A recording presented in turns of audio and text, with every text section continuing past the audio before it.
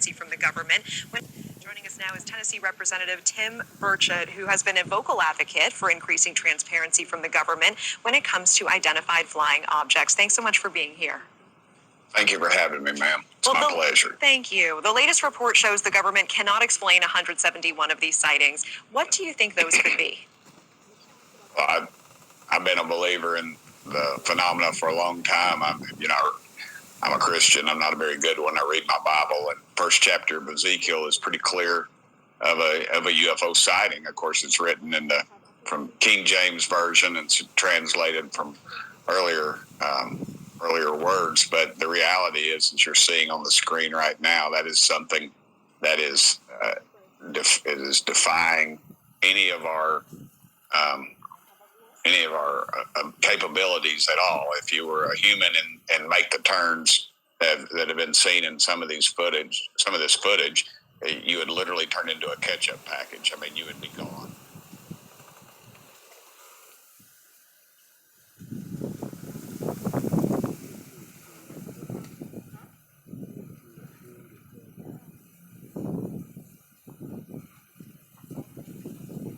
When I read Grush's report that's public, that anyone can read, in the report he described that one of the theories is that what we're encountering are beings that are extra-dimensional or interdimensional. Well, in a lot of different scriptures, including the Bible and others, that's really the way that you describe messengers of God, or angels. And so they may not fit exactly the biblical narrative, but whenever I use the term angels, to me it's synonymous with an extra-dimensional being.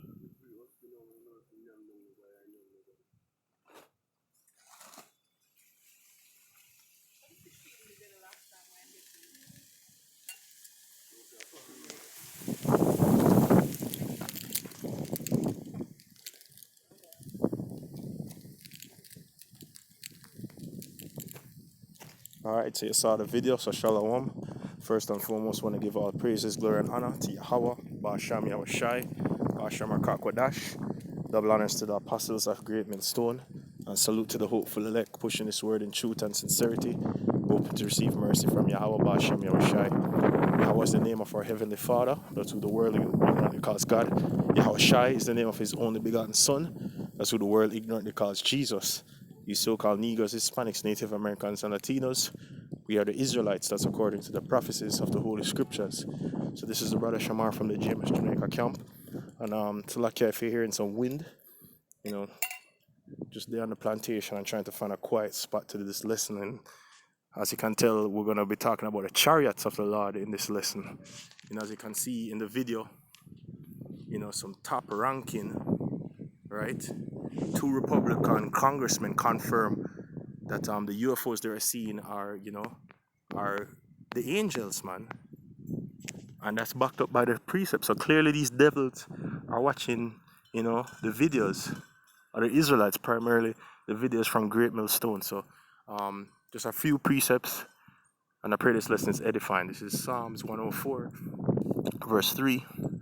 Who layeth the beams of his chambers in the waters? Who maketh the clouds his chariots? Who walketh upon the wings of the wind? Right? So this is a question in the book of Psalms 104 verse 3.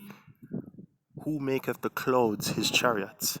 Now, a lot of times when you're seeing clouds being talked about on the scriptures, it's synonymous with the chariots. And what are the chariots? Vessels are the Most High. Vessels are the angels. They call it in this world unidentified flying objects, or UFOs, but I call them identified. We identify them as the precepts and the scriptures identify them as the chariots of the Lord, man. That's what these sightings are. Let's get more. This is Acts 1 and 9. And when he had spoken these things, what they beheld, they that are beholding are the disciples who later became apostles, of the Lord. And what they're witnessing is the Lord Yahushua being taken up after he was resurrected.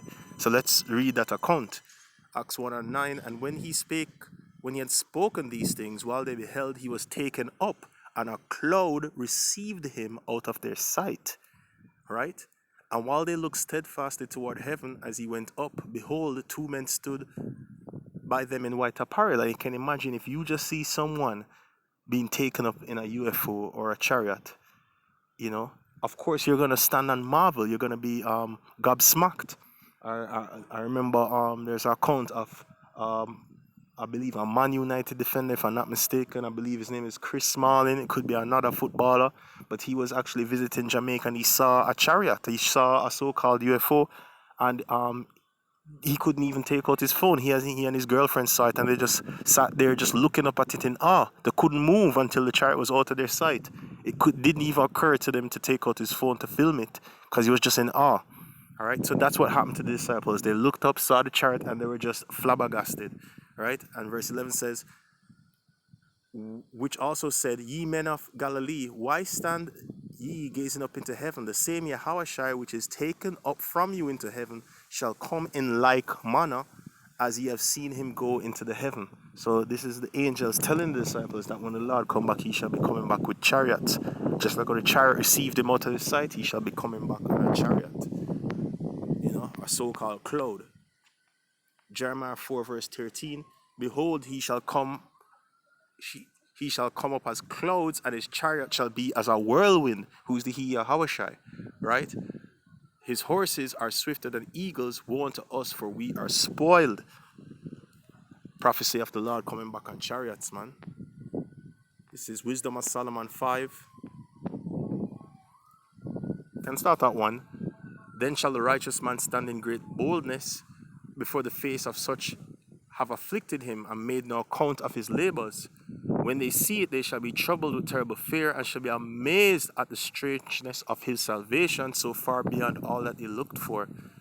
And they repenting and groaning for anguish of spirit and say within themselves, this was he whom we had sometimes in derision and a proverb of reproach.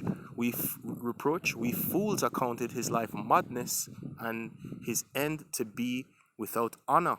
How is he numbered among the children of Yahweh Bashem Yahushai, and his lot among the saints? Therefore have we erred from the way of truth, and the light of righteousness had not shined unto us, and the sun of righteousness rose not upon us. So this is what's going to happen. The strangeness of the salvation is when the elect is saved from the upcoming nuclear destruction, you know, and the woes are going to be saved up in chariots. They're going to be called up in chariots, man. Right? That's what this is talking about. The strangeness of his salvation. Because the chariots are coming to do twofold.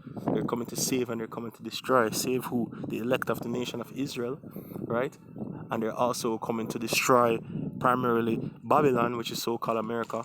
But a lot of other places are going to have to be purged with the nuclear fire. And fire from the chariots, man. Especially the land of Israel and other parts of the world. Right? So that's what the chariots are coming to do. And they're going to accomplish what them set out to do, you know. And these chariots are already being sighted. There's accounts, there's numerous sightings, you know, and the chariots are doing their work, you know. They're doing their recognizance, reporting back to the Lord, you know.